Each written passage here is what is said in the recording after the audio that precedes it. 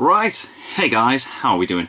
Back in another video from O'Hara, and today we're going to check out why the One Piece is underwater. And we're just going to get into it. I like these little discussion things on One Piece. The tail and the One Piece have been swallowed by a gigantic island whale, one of Laboon's brothers, who took a big chunk out of Jaya, where there is now this big hole. That whale has been trapped by the world government at the bottom of the gigantic whirlpool between the 3 gates of justice and the 3 most guarded government facilities in the world.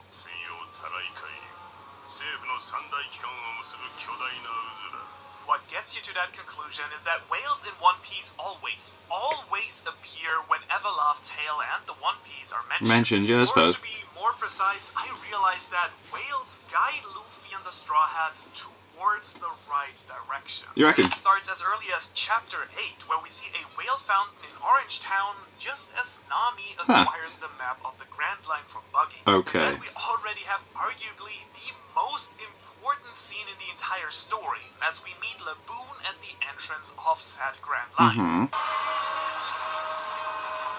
So cool. I just love that whale. So cute. There you go, yeah. I personally am convinced that Laboon is the key to figuring out the true nature of Tail. First of all, the whale is once again connected to finding the right direction to Tail, because it is here where the Straw Hats get the log post from Crocus, who later turns out has been a member of the Roger Pirates himself, who has actually been to Tail. Interesting. Something I still consider to be one of the most underrated reveals in the Yeah, actually, that is pretty damn sick, isn't it? Not only explains to the crew how to navigate the Grand Line properly, but more importantly, is the first person to actually name drop the final island, Tail.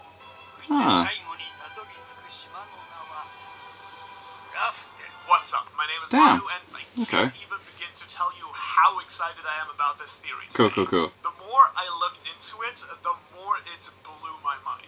Now, I highly doubt Crocus reveals this info to anyone who just tries to enter the Grand Line. In fact, he only did so after Luffy managed to befriend Laboon and keep him from hitting his head against the red line. So sick. However, if you've watched any of my other videos, you will know that I don't believe this to be a simple act of kindness as well. I strongly believe that Crocus was placed at the entrance of the Grand Line by his former captain Roger to wait for the right person to find Tail and send him on his way. And not only does Luffy say the exact same things as Roger and is incredibly kind and caring towards Laboon, but he also wears the straw hat that used to belong to Roger, which immediately tells Crocus that this is the man they have been waiting for, the man that has been chosen by Shanks. And that is why he tells Luffy about Tail. But we're not done with Laboon yet, because the first thing that happens to the Straw Hats when entering the Grand Line is getting swallowed by this enormous whale.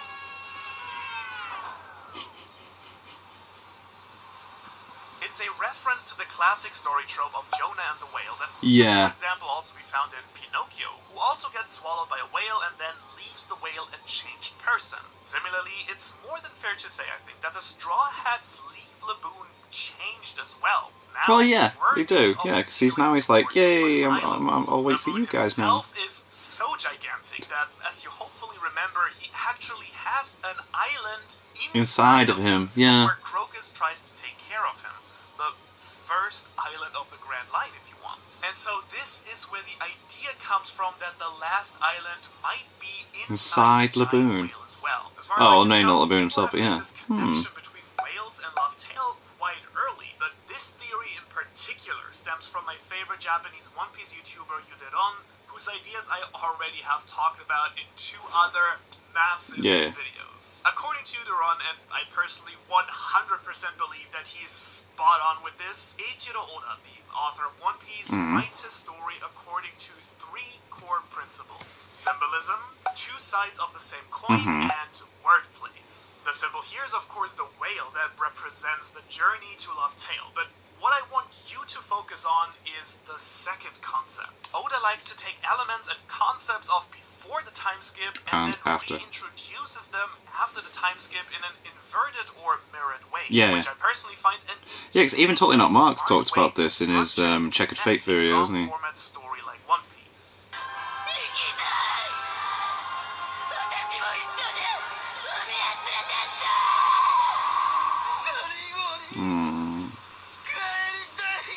If you want to learn more about this, I suggest you check out my other videos with Yuderon on this topic, but here's a quick example to illustrate my points. Alabasta and Dressrosa are both arcs about a warlord that... Yeah, this is what Totally Not Mark talked about in his Checkered Fate video, yeah. Manipulative, run an underground organization, and have to be exposed and defeated by Luffy. Both times we have a princess that tries to help her country, and a king that is unable to actually help their people. Yep. The Marines are there to interfere, once with Smoker and once with Fujitora, but finally both realize that Luffy's actually helping the people. They do, yeah. Much, much more. I love Smoker, man. The argument here is that the first and last island of the Grand Line will also mirror each other. An island inside a giant whale. Not only do we know right from the start that this is actually physically possible, but the person who created the island actually has been to Laugh Tale himself. Yeah.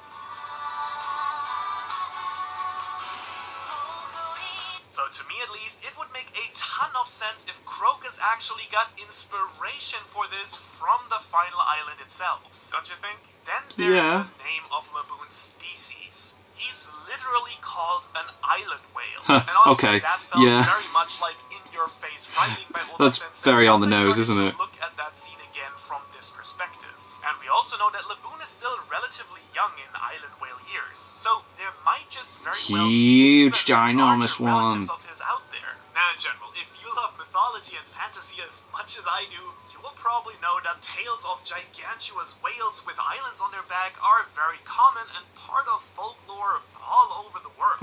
So it's not exactly mysterious where Oda Sensei might have gotten the idea from. I actually have even more to say about Laboon, but first let's look at all the other whale symbolism throughout One Piece first. If you look closely, we have small whales engraved in the gates of the palace in Alabasta that is tied closely to the Void Century, one of the ancient weapons, and is right above the hidden Poneglyph. Similarly, there are whales engraved on the giant golden bell in the lost city of Shandora. I guess you could say it's a whale. Not only is the city connected to the ancient kingdom, but according to the big theory by Yuderon, actually was part of the ancient kingdom on Jaya itself.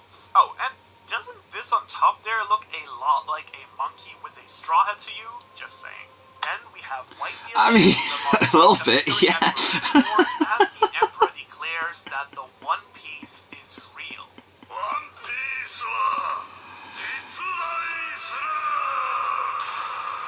we see whales in chapter 604, just before crossing the Red Line and reaching Fishman Island, that is connected to Joy Boy and is home to one of the ancient weapons. And, by the way, there are also whales when Robin deciphers the Poneglyph there.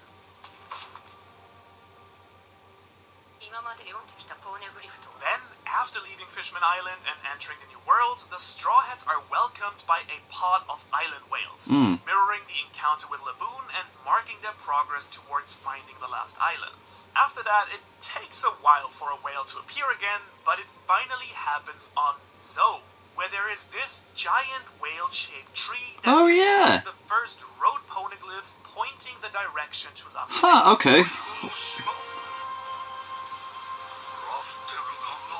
I think it's also worth mentioning at this point that Zunisha herself is connected to the whale theory very closely. I think Oda basically took the classic idea of the whale with an island on its back and turned that into an elephant that is also closely connected to the Void Century. It proves to me that having a giant creature that harbors an entire island is very much possible. Definitely. Zunisha has been tasked with walking to a certain location as punishment for her sin.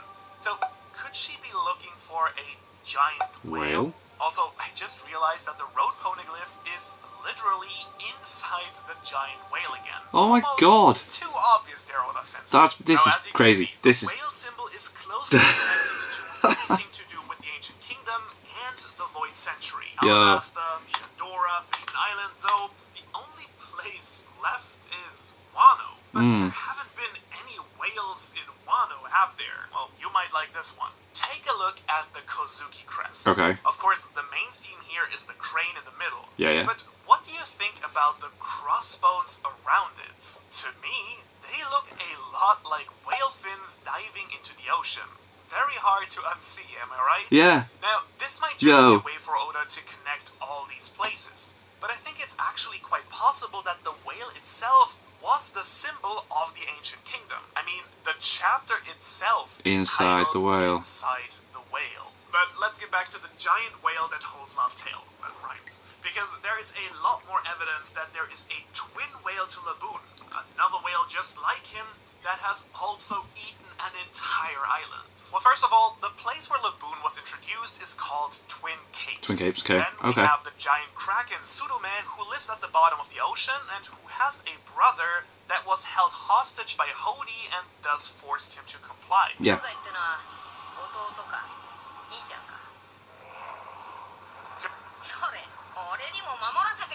Could this hint at Laboon's relative being held hostage by the world government? If you remember, we also get this really interesting line by the Sea Kings.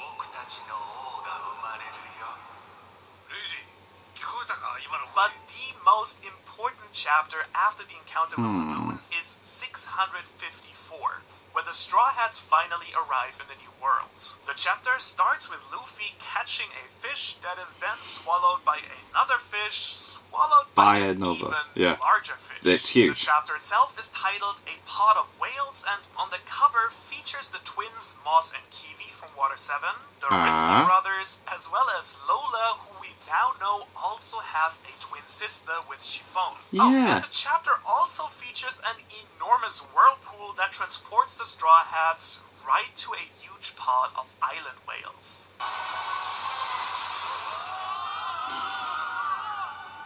And this is where things really get interesting, as you can see, because you can't stop grinning like an idiot when thinking about it. In this same chapter, we get reminded that Laboon is closely tied to one of the Straw Hats in particular, Brook, the musician of the crew who had this tear-jerking flashback with the whale.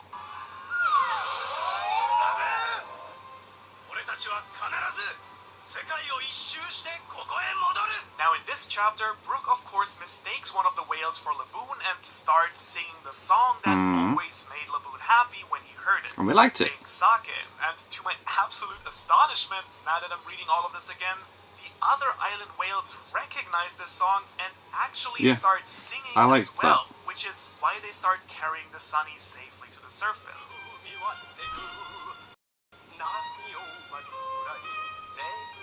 Now, in case you don't know why this is so important, Binks Sake is heavily connected to Laugh Tale as well. The song literally ends with the phrase, never-ending, ever-wondering, funny traveling tale, using the Japanese kanji for love. Laugh Tale. I actually made an entire video analyzing the song that contains hints about the Kozuki, the dawn of the world, and much more. Now, I personally came to the conclusion back in that video that Laugh Tale might be the underworld, where the crew would have to descend to. But now I actually believe that the underworld is the bottom of the ocean, Davy Jones' locker, the inside of a giant island whale to which the crew will have to descend. The ever-wandering Laugh Tale. That sounds a lot like a moving, living thing, similar to Zunisha. As you know from Luffy, Ace, and Sabo, sake is a sign of brotherhood. So, delivering Binks Sake to one of Laboon's brothers might be the promise that Joy Boy made to the Mermaid Princess, and that he could never keep.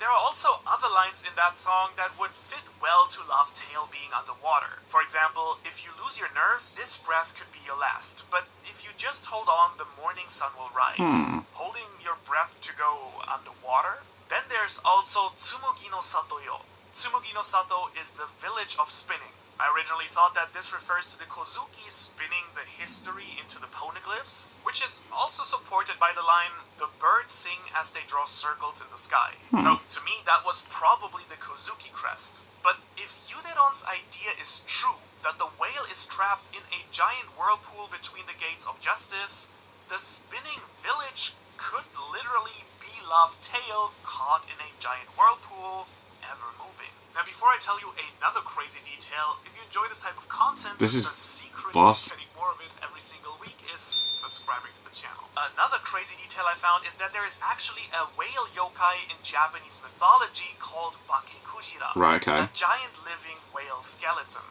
Now, Binks' saga ends with, doesn't matter who you are, someday you'll just be bones, never ending, ever wondering, funny, blah blah blah. And we literally have Brooke, a living skeleton that is connected to the island whales. Yeah. Honestly, I'm not sure if that's the actual direction Oda would want to take this, but it might be relevant as well. And so the overall idea is that a giant whale 800 years ago bit off Laugh Tale from Jaya to protect whatever was there, Right. but then was trapped by Emu and the world government between 3 gates of justice at the bottom of the sea, from where it can now not escape. Which might also be the reason why Shanks and his men all haven't eaten devil fruits, so they can go and Swim. visit. After all, Shanks would well know how to get to Laugh Tale, even if he did stay behind with Buggy. Now, as fascinating as this theory is, if you really want to blow your mind and take it all to the next level, this isn't enough on its own. There's actually an absolutely crazy theory about the true nature of Laugh Tale and the Ancient Kingdom that has completely changed how people see One Piece forever. And that's why you really shouldn't ignore this video, because it's twice as exciting as the whale theory, and in combination with it will make you feel like you figured out One Piece. Whoa. Okay. That was really cool. That was interesting. Like, that's all those the whale stuff. Like, that's a lot of research as well, isn't it? That's fun. I like watching these little theory videos every now and then. So yeah, and then there's the Grand Line Reviews channel. I need to check stuff out. You guys suggest quite a lot of stuff, so I'm trying really hard to get to them. But yeah, that was cool. Yeah, it's nice to go back as well. It's a nice little recap to, like, you know, when they reference stuff from the very beginning, and that, like, yeah. But anyway, thank you to my patrons. If you want to have your name at the end of every video I upload, links in the description to the Patreon page. $1 a month is all I ask to support the channel. It's greatly appreciated. Thank you guys very much for that, and thank you all for watching. What do you guys think of that? What do you guys think of this? Click the like, subscribe if you haven't already, leave comments down below. Let me know what I should watch discussing future videos, and I'll see you guys, next time.